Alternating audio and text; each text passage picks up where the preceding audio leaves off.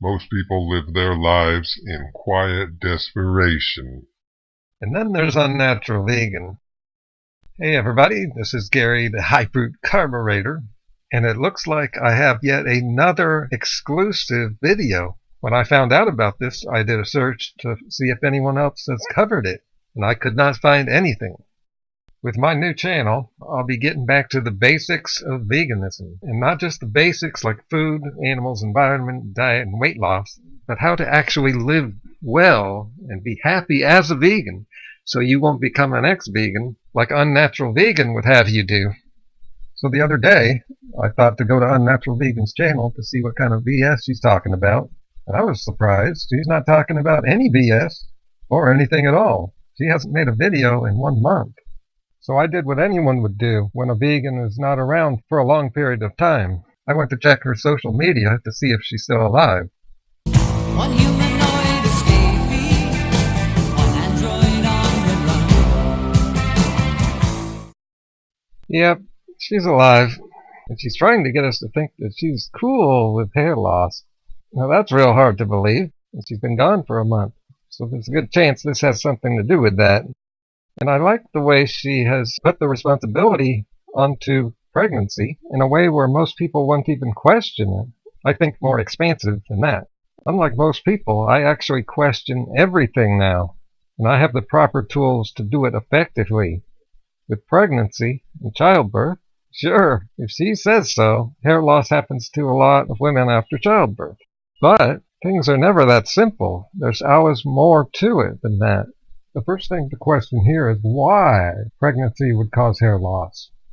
One obvious reason would be that pregnancy takes a lot out of you, and the baby needs a lot of nutrients. And remember, this doesn't happen to every woman, just some, a lot, as she said.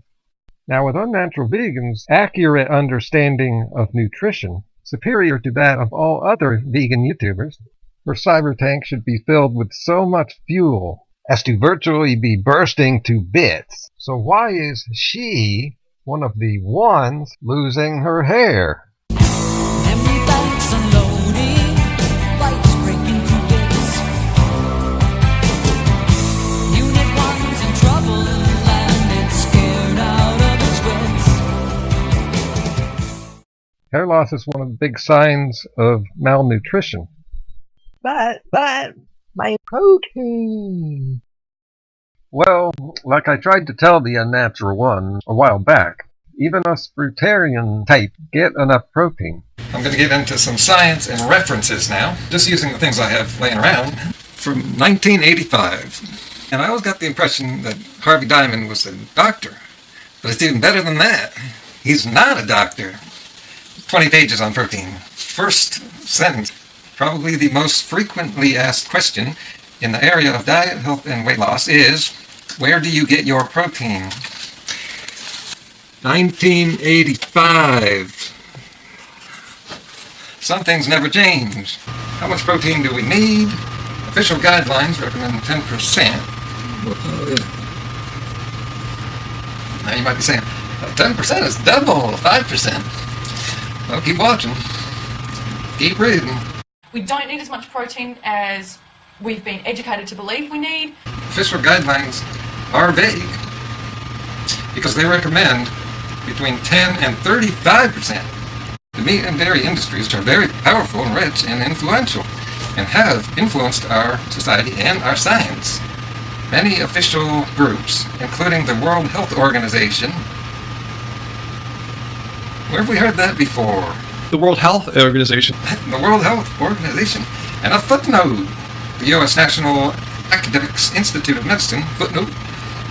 And the National Research Council, another footnote, suggests that eating a mere 10% of our total calories as protein is sufficient. Because the average fruit is about 7 or 8% protein.